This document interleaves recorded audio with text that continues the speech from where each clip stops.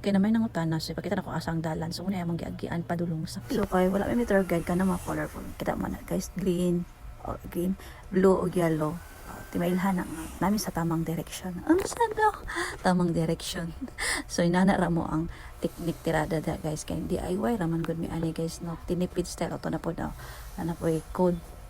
mga color code sa kilid-kilid sa kahoy so nindot kay diri ang height ngadan guys kay pwede lang dyan walay tour guide basta kabalo na kamulang tao kung asa na napita so diri nga time is suong nga portion na ni guys o diba yung anik ka trailing dinhi ang route kay diri ba lagi pili no kay kini nga ruta dinhi kay dool daw ni siya sa peak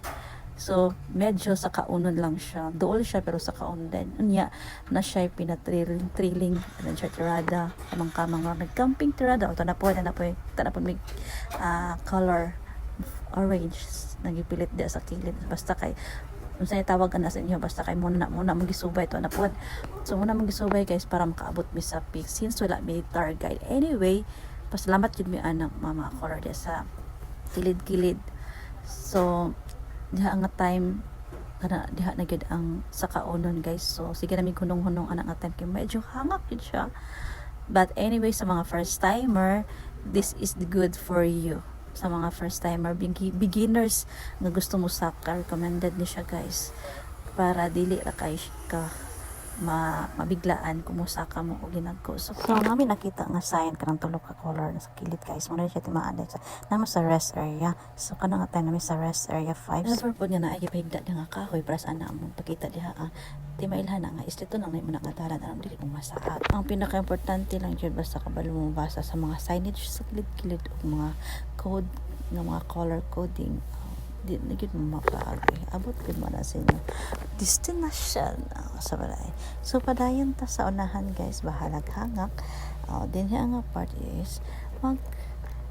kun suong na punta sa kasagbutan diba ang dalan naman dyan agamay na dyan siya nga dalan puros na yun na sagbot sa kilid kanang makaingon ka mas taas pa ang sagbot kaysa sa imo diba inana siya kakuan kadapaw agian ninyo diya so og adventure nga sagutan guys tindot siya diri agian nga trail compared to as of isa ka option nga agianan dagan kag magian nga mga nice nga view sa kilid-kilid para sa ani mo ni first nga view dinhi nga imuhang maagian agi kag mga tag-as nga mga sagbot greeny kaayo nindot kay dinhi picture guys pang instagrammable siya lang or pang portrait nga mag nice jud siya guys nga hawan kay mo siya battlefield diba mas taas pa sa imo ang mga kasagbutan compare sa imuhang height diba another different nga views so unahan ani guys muna ni siya ang pinaka trailing o gilig o mahanlukon ka sa mga bangin-bangin o antuso lang gani mo makatama camping ka pagtikang na guys no kini ra man pud nga part ang medyo hadlok guys kay among kauban diri na hadlok kinalangan jud mi diri no kay sig daw kadaog ang hagdanan sa iyaha so nagtuo siya nga diri gyud may moagi pagbalik but anyway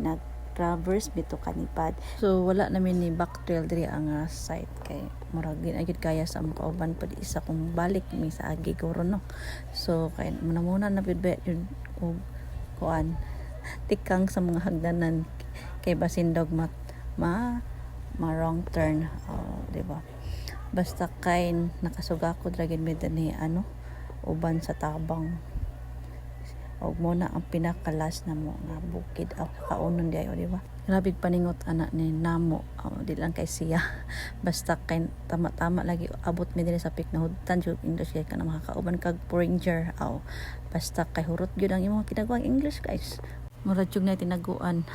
basta kay for that chara good guys ay it kung abot mo dinhi sa peak kay ngano mo ni siya ang pinakataas nga bukid dinhi sa Samal. So see you on next video guys kung asa may nagagipagpauli no. So ito ipakita na po. Thank you for watching, like and share.